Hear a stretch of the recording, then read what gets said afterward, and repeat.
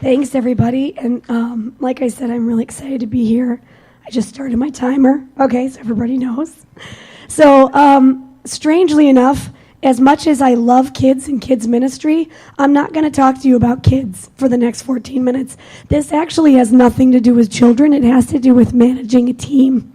And my background right now I work at Family Life Church, and I also work as a nurse at Strong Hospital in the pediatric ICU, which is where I got the squeaky voice. Thank you, Jeremy Children. Can everybody hear me? Are you okay? Okay. But before that, I worked at a pregnancy resource center, Compass Care, in Rochester. Some of you locals may have heard of it. 7 or 8 years I was there, and I managed our local operation and our national teams.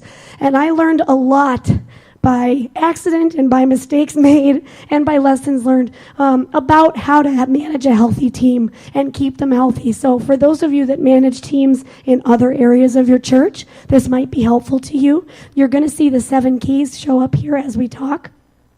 So the first one is never do anything alone. And you as a ministry leader, this is good because you need people to support you. But your people need people to support them. So don't make a team of people and give them each an individual job, each in different rooms where they don't see each other. It doesn't work. I made this mistake one time when I was at Compass Care. I had a woman who loved communicating, and she was such a people person, and I had a hole to fill. I needed someone to do data entry. And so she said, "What job can I do for you?" And I said, "You know, it'd be great. Whenever you have free time, come in and do some data entry." You want to know how many minutes she lasted in that volunteer position?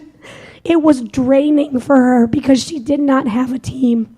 People don't commit to tasks. They commit to each other.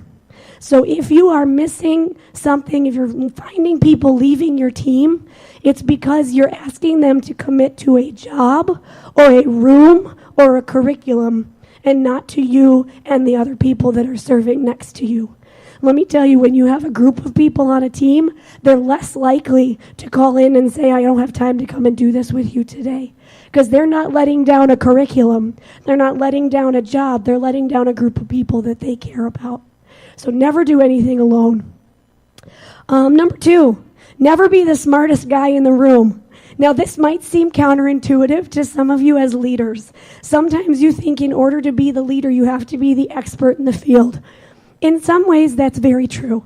In some ways, you've got to be somebody that casts the vision. You've got to be the one that has the big picture in mind, because your volunteers and your individual team members have this picture in mind. They have the little monocle, but you have the widescreen television, especially if you're leading a ministry of age 0 through, pick a number. Because everything's different for a 1-year-old than it is for a 12-year-old than it is for an 18-year-old. So if you're one of those cradle to college people, you need a big picture. You need vision. But if you're the smartest person in the room, it only gets as good as you. If you think about it in that way, think about what you're not good at, then your entire team isn't going to be good at it. If you're the smartest person in the room, the ideas have to come from your head, right? But if you're the best visionary in the room, and by the way, the best meeting runner in the room, because you're the one that runs the meetings, right? By the way, I'm going to give you a book title. It's by a guy named Patrick Lencioni, Lencioni. It's called Death by Meeting. Every leader should read it. It's fantastic. It talks about how not to bore your team out of their skull every time you have a meeting. So what you do as a leader is not have the good ideas. You put smarter people, more creative people, more mechanical people, more constructive people around you, and you get their ideas, and then you distill them down into something. That's vision. Okay? You don't have to be the smartest person in the room. All right, number 3, I'm sorry. Fix it once, it's a problem. Fix it twice, it's a broken system. Okay, teams and groups of people thrive on structure. They thrive on knowing what to expect when they show up on a Sunday morning, right?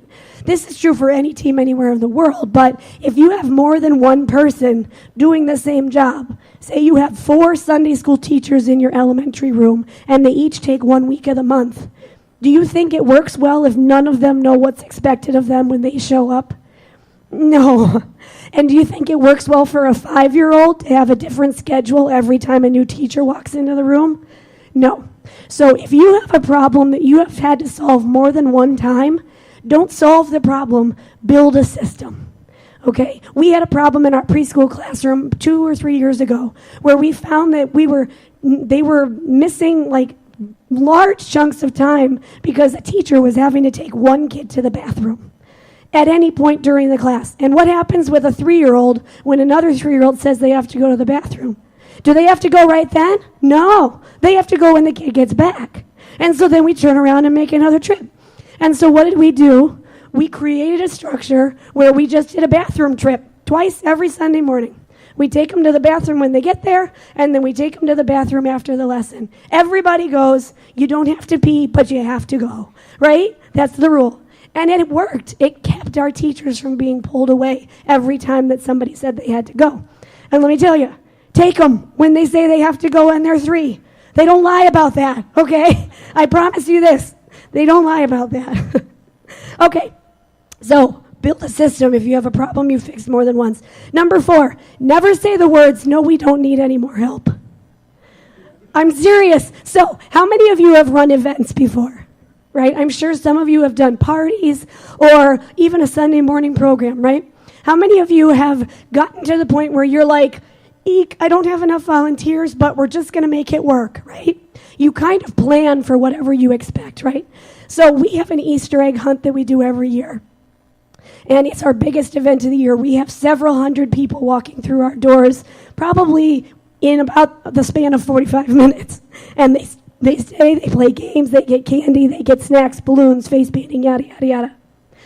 So I found over the last several years that I would have a large group of committed people volunteer very early to help with the Easter egg hunt. And so I would fill all my job holes a month before the event, right? And we'd say, okay, we have 20 people for this event. We can run it with 20.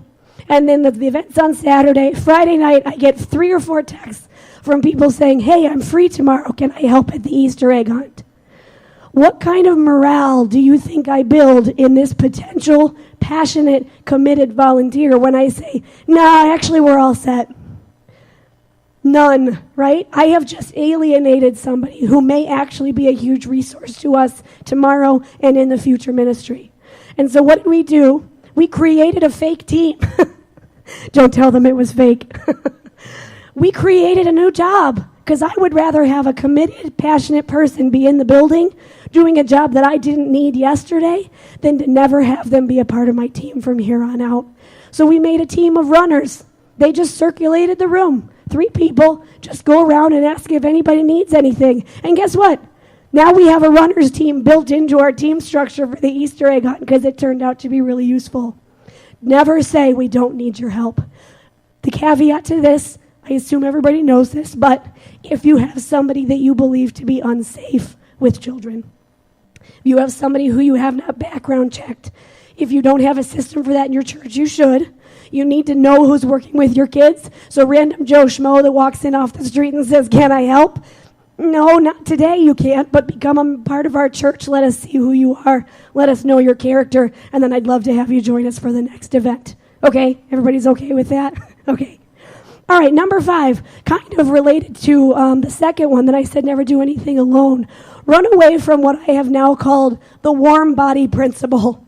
How many of you have had a hole somewhere in your ministry and you needed to fill it with a person and you said, I don't even care who it is, I literally just need a warm body in the room? Have you ever said that before? So we have a policy that says we need 2 adults in every classroom. There have been times where that was a challenge for us because of schedules or other things. Don't ever fall into the trap of just saying, I don't care if you're passionate about this thing or not, I just need you in this hole. Your hole is never as important as the passion inside the person standing in front of you, okay? You will always find somebody to fill your hole. If you don't, then you find a way around it. You just build a system so you don't have the hole, right? But the passion inside your volunteers is your primary resource. It is the primary thing that drives your team to success, okay? Number 6, be able to get hit by a bus once in a while. Now, my team in the back row can speak very clearly to this because it's happened to us. It happened to us earlier this year. I very unexpectedly got sick and was hospitalized for 2 months, and we had no notice, okay? Now, I will say this. I'm sorry to everybody else in the room, but I have the greatest team in town. They are fantastic. They know their system. They know their schedule. They know their resources. And so when I theoretically got hit by a bus and landed myself at Strong for 2 months, that's 8 weeks of children's programming. And by the way, the Easter egg hunt fell smack in the middle of that 8 weeks. Nothing changed for our children's ministry. And that speaks not of me. That speaks of a team that knows their resources. It speaks of a team that knows their system. It speaks of a team that knows who they are. And we've worked very hard to build a team that knows each other and can pick up some slack when one of us needs help. Now, it's happened in other areas. I have a leader in the back who's cuddling her new baby. She had to take a couple weeks off, naturally, because she had a baby. So we had a system in place for that. We were ready because we knew that even though that was a predictable hole, we knew it was coming. We could fill that gap, okay? So I would say this. Don't intentionally get hit by a bus, okay? But be able to, even if you have to, take a season off. Build a structure in your team so that you can have a break because you'll burn yourself right out if you don't have any kind of support to be able to do that. Now, I took my sabbatical at Strong. You can do it somewhere else. I suggest a beach or a mountain cabin, perhaps. Okay, my very last point, and I have 2 minutes to do it. This is if you do absolutely none of the first 6, do this one, and your team will be healthier than it's ever been. Be more invested in your people than in your team. That, again, may sound counterintuitive as a team leader, but you have got to care more about what's happening in the individual lives of your team members than you care about completing a project or a task. Now, when I fell into the hospital earlier this year, I had 2 senior pastors, and I talked to them the day I landed in the hospital. Now, clearly they knew what was happening, and I communicate with them very regularly. But they never, not one time said, well, what's your plan for the kids program? Never once. Now, number one, they knew my team, so they didn't worry about that. But even if I had no team, they would not have said that because they've instilled this in me. They would have said, how can we help you? What do you need? Your life has just dramatically changed. You've had to stop working. You are not at home. Someone's taking care of your cat, who's super weird anyway. What can we do to help you? That's a story for a different time, but I have a super weird cat that lives at my house. I don't say she's mine because she's not really, but. So here's a phrase. I made this up, but I want you to write it down if you're taking notes. Don't use them up for the good of the team because it's not good for the team, okay? Don't use them up for the good of the team because it's not good for the team. A visionary person is inherently going to be somebody who just keeps pushing towards the vision because that's how they're built. That's the way their brain works, is we have a goal, we have a project, we've got to do it. Call that person, maybe they can help us. We need someone to build a set. Call that guy, he does construction, maybe he can come. Now that's great. Driving the bus is terrific. But when you have people, they're not just toys to be played with. They have their own lives, their own struggles, their own passion. Remember I said your number one resource on your team was the passion of your people. If they need a break, if they're going through a hard season in their life, if they're doing too much, that is going to hurt your team in the end, but it's going to hurt your person first. And you as a leader have got to be heart-wise centered on your people. And my alarm is going off, so I'm going to pass it back to Pastor Mark. Thank you, guys. We have a breakout session about teams later as well.